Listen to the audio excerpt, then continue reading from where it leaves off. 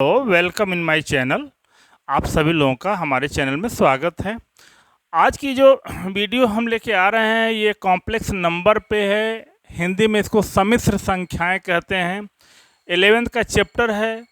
Competition के point of view से हर एक कंपटीशन में इसका एक क्वेश्चन श्योर रहता है। कोई ऐसा क्वेश्चन कंपटीशन नहीं देखेंगे, एडवांस देखेंगे, जेई मेन देखेंगे, एनडीए देखेंगे, कोई भी कंपटीशन देखेंगे जो जिसमें मैथमेटिक्स बेस रहता है, इस चैप्टर से एक क्वेश्चन श्योर रहता है। तो सबसे पहले हम स्टार्टिंग करते हैं इस चैप्टर को। इसको ज़रा ध्यान से देखिएगा, इसमें बहुत अच्छे 5-6 वॉल्यूम में आएगा कम से कम, और कंटिन्यूस देखेंगे तो क्वेश्चंस मिल जाएंगे, चाहे बोर्ड स्टैंडर्ड का हो या कंपटीशन लेवल का हो। तो सबसे पहले हम जाने कि नंबर्स के बारे में। अब जैसे x square equal to 1, x square equal to -1, हमने दो इक्वेशन लिखे हैं। एक तो ये फर्स्ट है और ये सेकेंड है। अगर इक्वेशन फर्स्ट को हम सॉल्व करते हैं तो x इक्वल टू +-1, एक्स की दो वैल्यू पाते हैं, दोनों वैल्यू रियल नंबर होती है। हम अभी तक हम लोग रियल नंबर्स को ही जानते हैं, लेकिन अब यहाँ देखिए एक दूसरा इक्वेशन लिखा गया, एक्स स्क्वायर इक्वल टू -1। किसी नंबर्स का स्क्वायर जो है वो निगेटिव है। तो जब किसी नंबर का स्क्वायर निगेटिव होता है तो वो रियल नंबर नहीं हो सकती है। यहीं से पहचान है, मेन यहीं से हमारी है कि एक्स स्क्वायर इक्वल टू -1। जब किसी नंबर्स का स्क्वायर निगेटिव नंबर्स होता है, नॉन पॉजिटिव नंबर्स होता है, तो उसको हम रियल नंबर नहीं कह सकते। इस नंबर्स को हम इमेजिनरी नंबर कहते हैं, इमेजिनरी नंबर कहते हैं, जिसको हिंदी में हम कहते हैं काल्पनिक संख्या। ये इमेजिनरी नंबर या काल्पनिक संख्या कहते हैं। तो एक्स स्क्वायर इक्वल टू -1, तो एक्स इक्वल टू √-1। √-1 को स्मॉल आई से डिनोट करते हैं, इसको आयोटा भी बोलते हैं। आयोटा, आई को हम आयोटा भी बोलते हैं। तो आई क्या होता है, √-1 के इक्वल, इसको आई से डिनोट कर लिया गया है। तो अब यहाँ जाने i इक्वल टू होता है -√1। अब आई स्क्वायर निकालना होगा, तो आई स्क्वायर इक्वल टू हो जाएगा हमारा √-1 इंटू -1, तो ये हो जाएगा -1। आई क्यूब हो जाएगा हमारा, आई स्क्वायर इंटू आई, तो आई स्क्वायर की वैल्यू -1 इंटू आई, तो ये -i। तो i⁴ की वैल्यू हो जाएगी आई स्क्वायर इंटू आई स्क्वायर, तो -1 इंटू -1 इक्वल टू 1। तो ये चार वैल्यू हमें याद करना पड़ेगा। आई की वैल्यू कितनी मानी गई है, √-1। आई स्क्वायर की वैल्यू क्या हमने बताया, -1। आई क्यूब की वैल्यू क्या बताया, -i। और i⁴ की वैल्यू क्या बताया, 1 बताया। ये चार वैल्यू से ही हम आगे की वैल्यू निकालते हैं।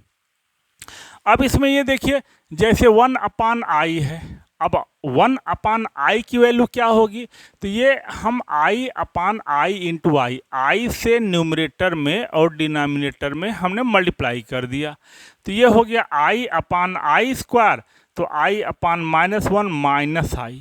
तो जहाँ 1/i रहेगा हम तुरंत उसकी जगह पे -i सब्स्टिट्यूट कर देंगे। ध्यान दीजिएगा, जहाँ 1/i रहेगा वहाँ पे हम -i सब्स्टिट्यूट करेंगे। तो अब इस पर अगर i के इंटीग्रल पावर हो तो कैसे वैल्यू निकाला जाए, जैसे i⁴ की वैल्यू क्या होगी, i⁴175 की वैल्यू क्या होगी, तो इस तरह की वैल्यू हम कैसे निकालेंगे, तो हम एक ठो निकाल के दिखा रहे हैं। देखिए यहाँ i⁴ की वैल्यू क्या हो जाती है, 1। तो ये जो पावर है इसको हम 4 के मल्टीपुल में लिखते हैं। जैसे i⁴95 को i⁴ इंटू, अब यहाँ देखिए 4 से इसमें डिवाइड करेंगे, 4 2 जा 8, अब 4 3 जा 12 प्लस 3। अब ये हो जाएगा i⁴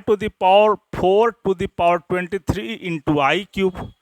i⁴ की वैल्यू 1 होगी, तो 1 की पावर 23 इंटू आई क्यूब, और आई क्यूब की वैल्यू देखिए यहाँ पे क्या बताया गया है, -i हो जाएगा।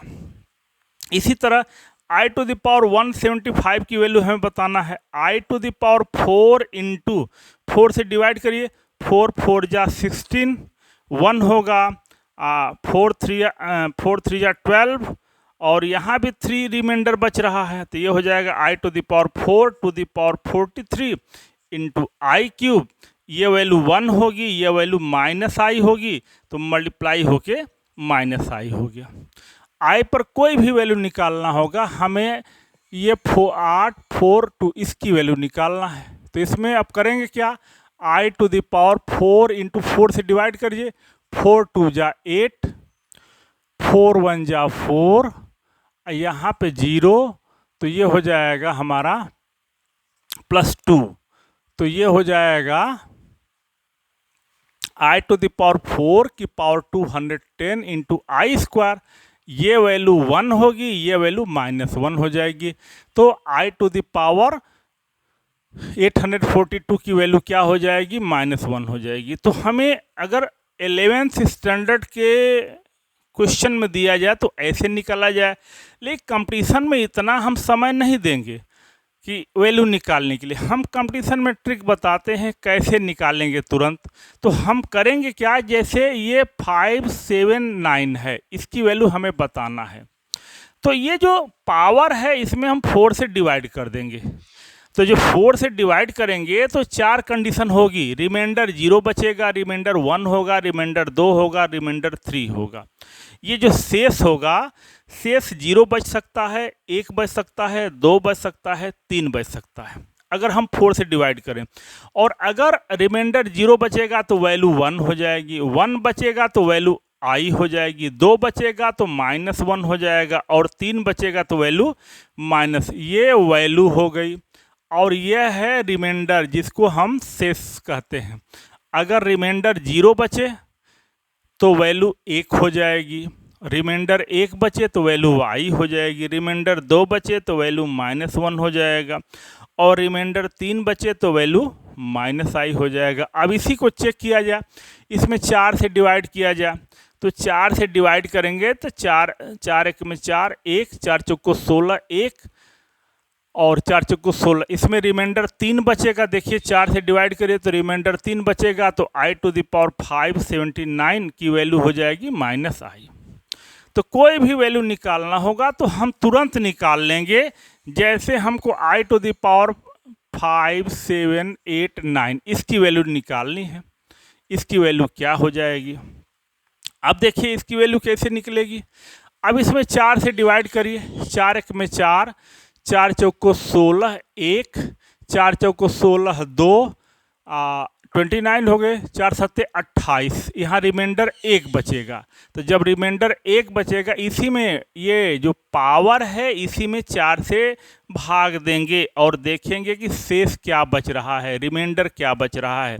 तो 4 से यहाँ डिवाइड कर रहे हैं तो यहाँ रिमाइंडर 1 बच रहा है, तो रिमाइंडर 1 अगर बचेगा तो वैल्यू क्या होके आएगी, आई होगी, तो इसकी वैल्यू आई हो जाएगी। तो आप कोई भी वैल्यू तुरंत निकाल लेंगे। मान लीजिए हमारा आई का -192 निगेटिव पावर है, तो क्या करेंगे, तो इसको नीचे कर लिया जाए 192। अब इसमें डिवाइड करिए 192 में 4 से डिवाइड करिए, देखिए कितना रिमाइंडर बच रहा है, 4 चौको 16, 4 8 32, रिमाइंडर 0 बच रहा है। यहाँ ये 4 से डिविजिबल है, 4 से विभाज्य है, तो जब 4 से डिविजिबल है तो रिमाइंडर 0 बचेगा, 0 बचने पर वैल्यू 1 हो जाएगी, तो ये वैल्यू 1 हो जाएगी। तो निगेटिव पावर है, नीचे ला करके इस तरह हम सॉल्व कर लेंगे। एक आठ और देख लीजिए, हाई हो जाएगा हमारा 892 -2 नहीं 3 कर देता हूँ, तो यह 1/i की पावर 893 हो जाएगा। अब इसमें 4 से डिवाइड कर रहा हूँ, हमें कितने टाइम्स जा रहा है वो नहीं मतलब है, कितना शेष बच रहा है, रिमाइंडर कितना बच रहा है। 4 से 4 दूनी 8, 4 दूनी 8, 1 बचा यहाँ, और 4 तिहाई 12, 1 शेष बचा, रिमाइंडर 1 बचा, और रिमाइंडर जब 1 बचेगा तो वैल्यू आई हो जाएगा, तो यह 1/i होगा। और 1/i की वैल्यू हमने आपको पहले बताया है कितना होता है, -i होता है। तो यह हो गया हमारा आई की पावर -893 की वैल्यू। तो इस तरह कोई भी वैल्यू होगी आप तुरंत निकाल लेंगे। अब जैसे देखिए, अगर -i⁻² 512 इस तरह का हो तो ये तो हो जाएगा -1 की पावर 512 इंटू आई की पावर 512। ये -1 पे इवन पावर है, तो इवन पावर है तो ये पाई हो जाएगा। अब ये हो जाएगा आई की पावर 512।